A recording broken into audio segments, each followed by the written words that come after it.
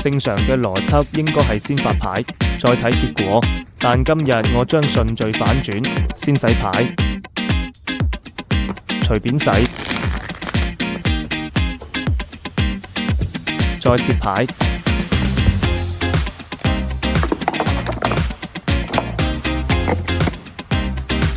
而家仲未發牌，我先俾答案。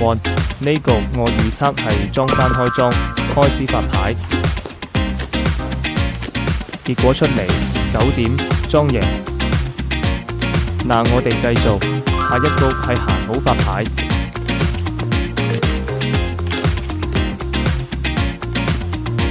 行9點，莊6點行贏。再下一局莊。